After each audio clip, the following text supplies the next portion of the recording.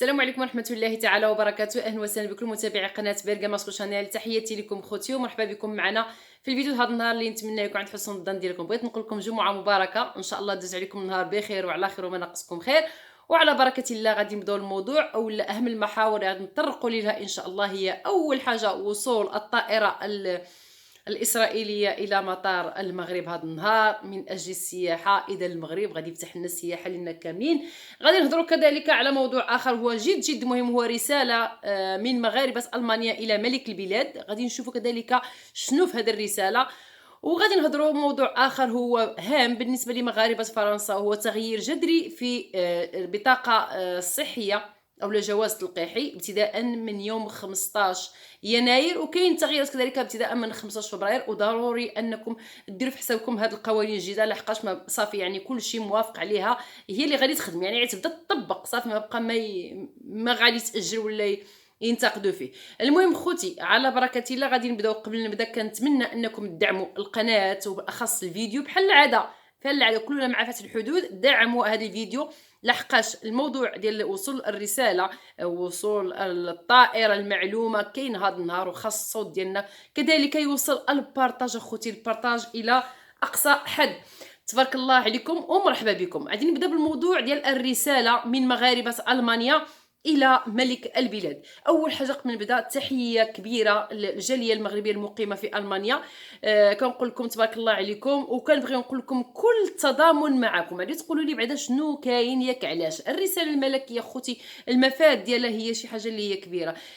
مغاربه المانيا غادي يراسلوا ماشي غادي يراسلوا ملك البلاد لحقاش تم حرق جثه ديال مغربي في المانيا، وهذا شيء خطير جدا. غادي نشوف معكم التفاصيل. واحد المغربي اللي كيقطن في مدينه فرانكفورت الالمانيه بدون ذكر الاسم، لحقاش انا بالنسبه لي انا في المقال عندي حتى الاسم، انا ما غاديش نذكر الاسم سوى نقول له الله يرحمك ويوسع عليك ويجعل مثواك الجنه يا رب العالمين.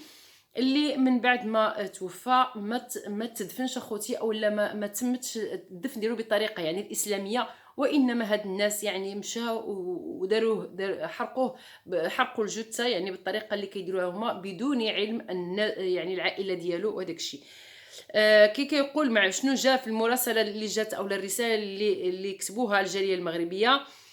كيقولوا انهم يناشدوا الملك محمد السادس نصره الله للنظر بعين عطفه لابناء الجاليه بالمانيا التي تعاني من صدمه وفاه احد ابناء المغرب المسمى في حياته، انا معليش نقول السميه، والمقيم بفرانكفورت. الله يرحمه ويوسع عليه ويعطي الصبر والسلوى لعائلته يا رب العالمين. وكيقول كذلك هذه المراسلة أنه توفي يوم 21 دجنبر من سنة 2021 بفرانكفورت بعدما كان يعاني من مرض على مستوى البطن. وكيقول كذلك أن السلطات الألمانية بفرانكفورت عمدت إلى حرق الجثة المعني يوم 29 من دجنبر الماضي دون إخبار عائلته ودون مراعاة لديانته الإسلامية ومشاعر المغاربة. واللي كيزيد الطين بله هو كي كيقولوا هما ما زاد يعني الطين بله هو الصدمه ديال العائله والاقارب، هو رد السيده القنصل بفرانكفورت من اتصلوا بها احد الافراد العائله ديالو اللي قالوا لها يعني متهمينها بالتنصل عن واجبها، وطلبت منهم الاتصال بالمحامي. يعني مشاو عندها وشكاو عليها، قالت لهم سيروا اتصلوا بمحامي. يعني ما كاينش واحد النوع من التعاطف والتعاون يعني، وتكون يعني هي تتكلم باسم المغاربه. وهناك طالب الجاليه المغربيه المقيمه بالالمانيا بالبحث والتحقيق لمعرفه مدى تهاون اولا السيده القنصل، وثاني في القيام بالواجب ديالها، ودعت الى الاهتمام بشؤونها من قبل المسؤولين هناك والشؤون الاجتماعيه على الخصوص. الصراحه الله يحسن العوان العائله ديال هاد الناس، يعني ماشي سهله.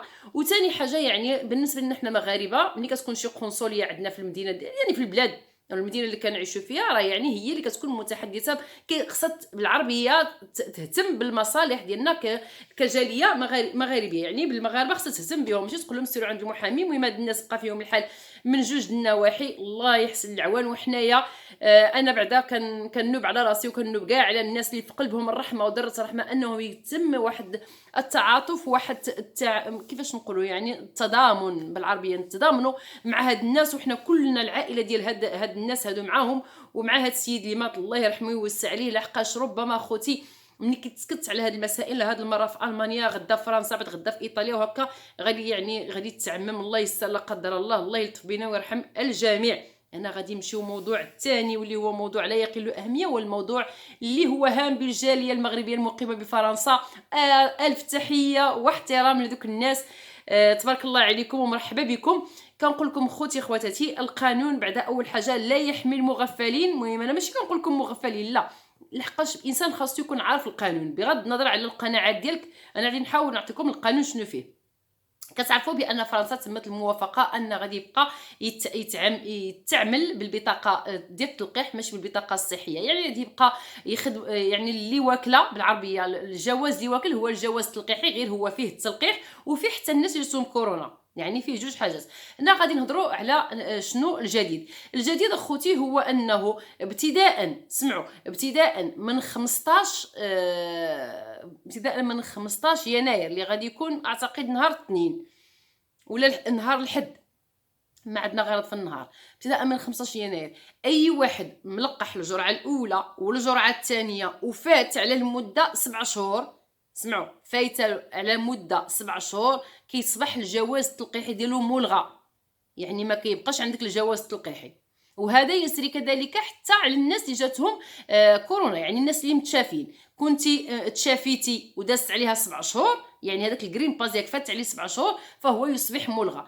اي واحد كننصحكم ان كل واحد فيكم يمشي ويتاكد من اخر جرعه دارها، او لا فوقاش كان عنده التشافي، يعني فوقاش كان كيتحسب لكم الناس اللي كنتم مرضين تشافيتوا النهار اللي درتوا التحليله وخرجت لكم ايجابيه. غادي تحسبوا الا كنتوا عندكم 7 شهور فخاصكم ضروري انكم ديروا الجرعه المعززه باش يتاجرنا لكم الجرين باس ديالكم اللي هو الجواز التلقيحي، باش ما كيبقاش ما كيموتش. فهمتوا كيفاش؟ يعني ضروري خاصكم تشوفوا هذه اللحظه. لحد الشيء اللي بدا التطبيق ديالو ابتداء من يوم 15.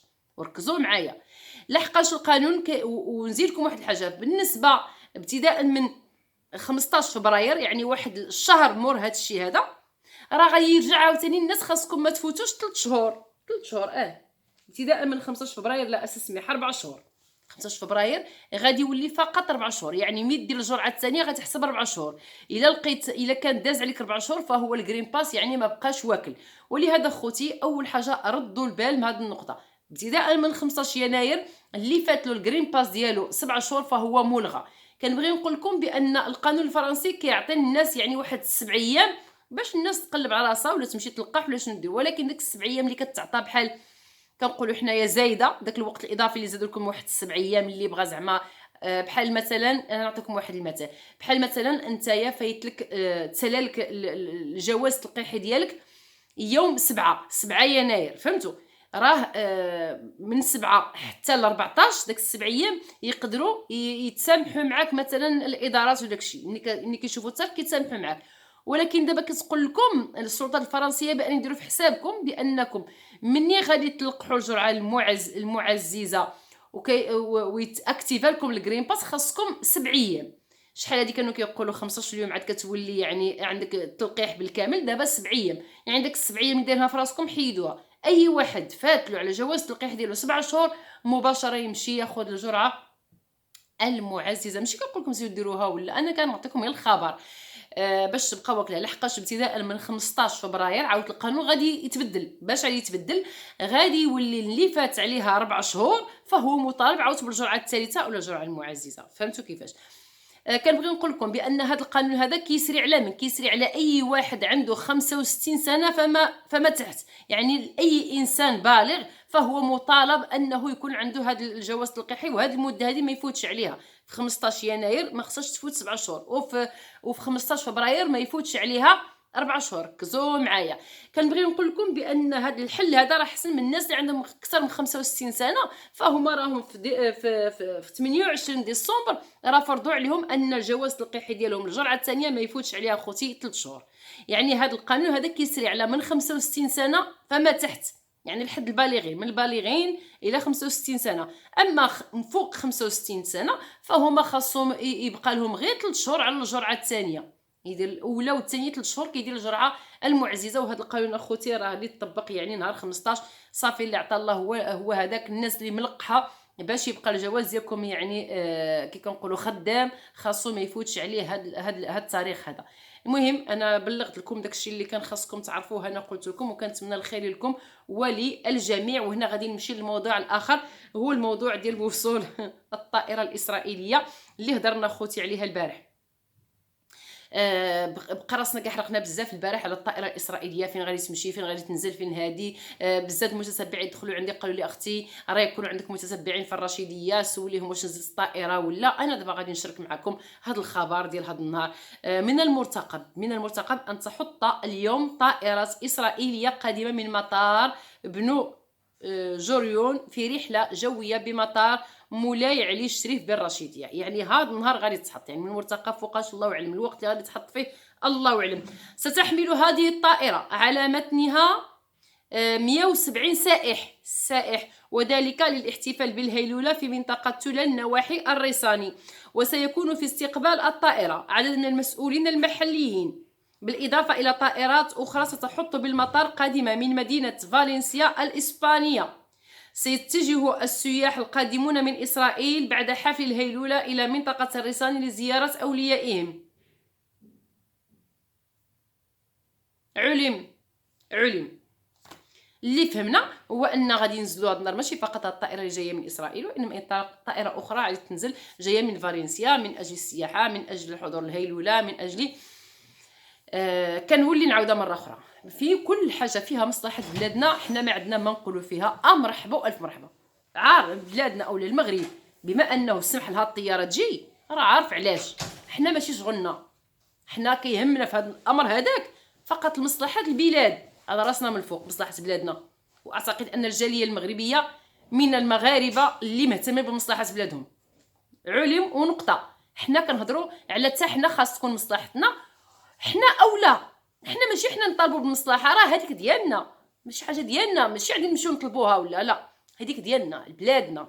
يعني كيف يعقل ان تسمحوا بواحد الطائره من اجل السياحه والناس مليوحه في الزناقي، المغاربه اللي مشاو يداووا وبقاو في الزنقه، ولا الطلبه اللي مشاو يقراو وداخلين بالكفاءات المغرب بقاو في الزنقه مليوحين، والعيال وبناتهم كيتكرفسوا، بنات المغرب كيتكرفسوا في الزناقي، ونخليو حنا البراني يدخل اهلا وسهلا ويلاقيوه مرحبا والف مرحبا وناس ديالنا مليوحين. هذا هو العيب وهذا هو العار.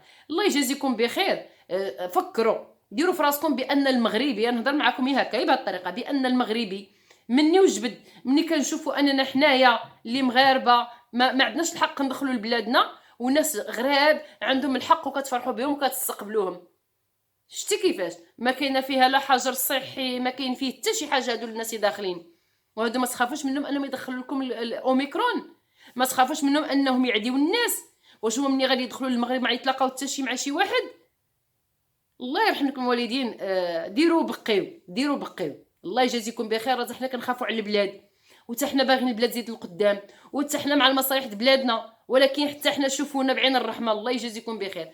المهم خوتي خواتاتي، الفيديو هو هذا. ودائما كلنا مع فتح الحدود، كلنا كنبغيو بلادنا، كلنا باغي بلادنا تزدهر، وكلنا باغيه بلادنا تبقى على خير وبخير، والمغربي يكون فخور ببلادو. الله يحفظ بلادنا والله يحفظ ملكنا. وكنا خوتي مع البارطاج للفيديو باش يوصل الصوت ديالنا. شكرا للتتبع ديالكم، خليتكم على خير. السلام عليكم ورحمه الله تعالى وبركاته. الى اللقاء.